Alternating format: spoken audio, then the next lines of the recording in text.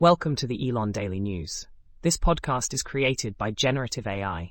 Today is 13 September 2024. As always, links to all stories can be found in the episode notes. Please remember, the content presented here does not reflect our opinions and is simply a reflection of news items circulating in public media. Elon Musk has recently taken a strong stance against the Australian government's proposed legislation aimed at combating misinformation online. He labelled the government as fascists in response to the law, which could impose hefty fines on companies failing to curb false or misleading content.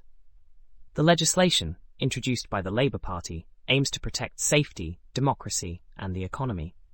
However, Musk's criticism has sparked a heated debate, with Australian officials accusing him of hypocrisy regarding free speech. This ongoing tension underscores the broader discussion about balancing free speech with the regulation of harmful content. In a significant development for SpaceX, United Airlines has announced a partnership with Starlink to provide in-flight Wi-Fi. This makes United the first major US airline to adopt SpaceX's satellite internet service. Testing is set to begin in early 2025, with a full rollout expected later that year. The service will be free across United's fleet, enhancing passenger experience with reliable internet connectivity.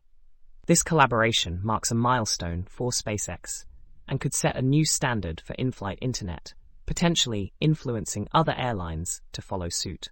An article has surfaced critiquing the idea of colonizing Mars, labeling it as unrealistic and futile.